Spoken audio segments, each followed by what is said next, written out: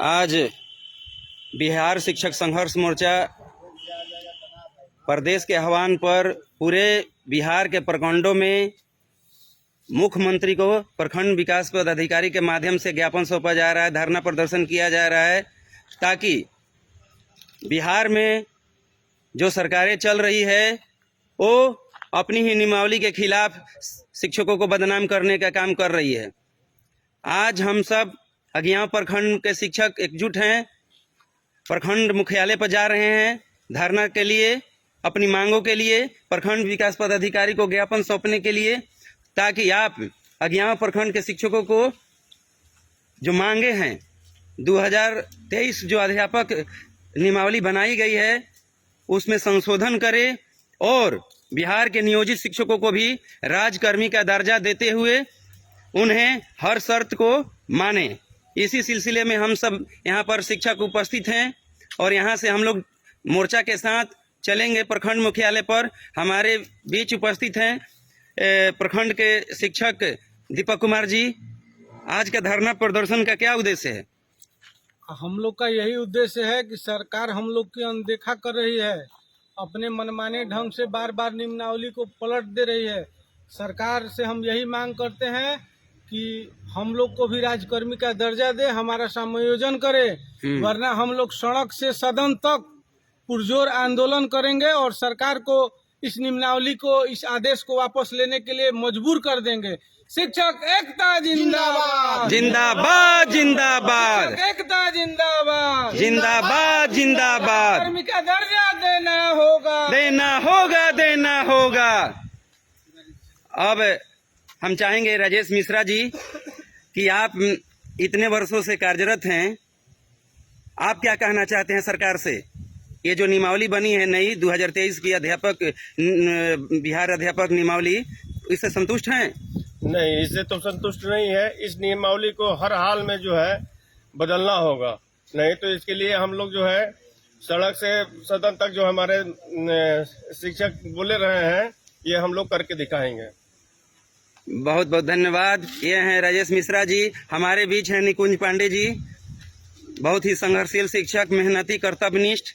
आप वर्षों से विद्यालयों में गुणवत्तापूर्ण शिक्षा दे रहे हैं और अचानक से सरकार एक नई नियमावली आप लोगों को थोप रही है, और इस नियमावली से आप कितना संतुष्ट हैं? नहीं, इसमें संतुष्ट होने की कहाँ बात है। सरकार ने, हमको लगता है कि इस नियमावली के बारे में किसी शिक्षाविद या कहीं विचार नहीं किया और आनंद फानंद में जैसे तैसे इसको लाद दिया गया है। इसको हम बिल्कुल स्वीकार नहीं करते हैं और संघर्ष चलता रहेगा।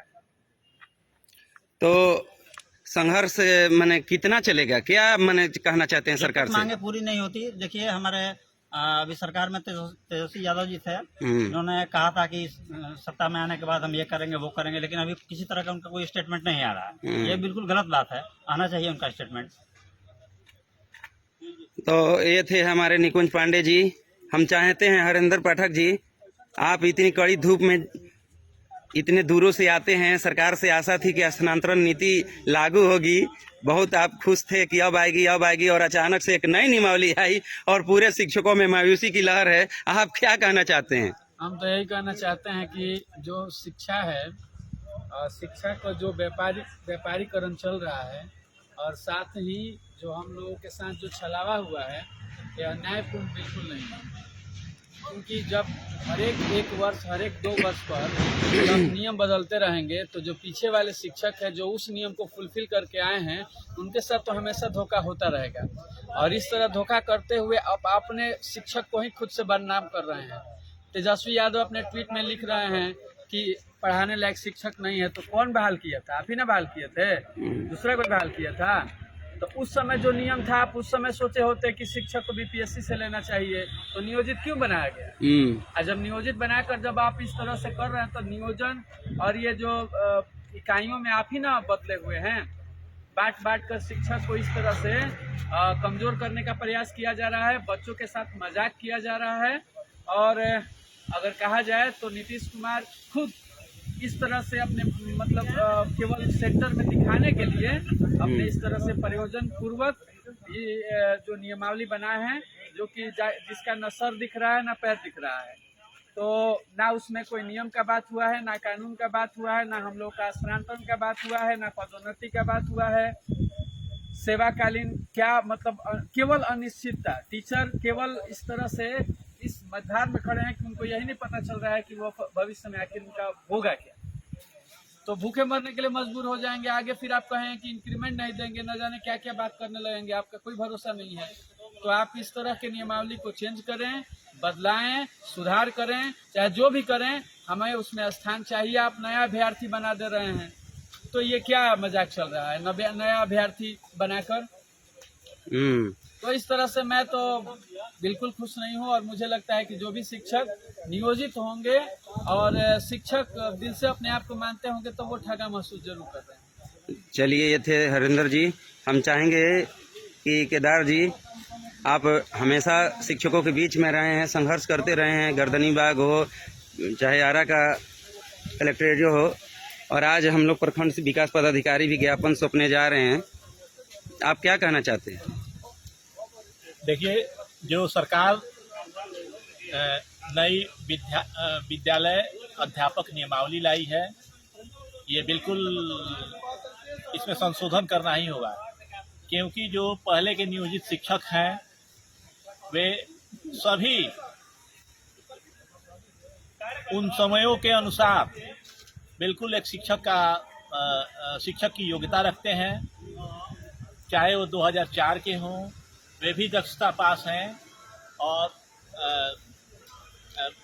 13-14 से भी जो शिक्षक हैं वे भी शिक्षक पात्रता परीक्षा को पास किए हैं। तो उस समय जो आवश्यक योग्यताएं थी एक शिक्षक बनने की, वे उस समय बिल्कुल फुलफिल करते थे। अतः उनको बिल्कुल नई नियमावली में स्थान देना होगा और राज्यकर्मी बनाना होगा, क्योंकि 60 साल तक बिल्कुल इस तरह से मजाक नहीं चलने वाला है।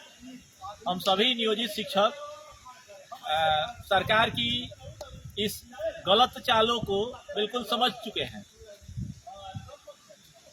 बताइए, ये कैसा स्टेट है जहां शिक्षा के अधिकार कानून के तहत बहाल शिक्षक भी हैं और उनको नियोजित में डाल करके ये लोग मजाक बनाए हुए हैं। तो ये थे केदार जी, कह रहे हैं जिंदाबाद जिंदाबाद जिंदाबाद।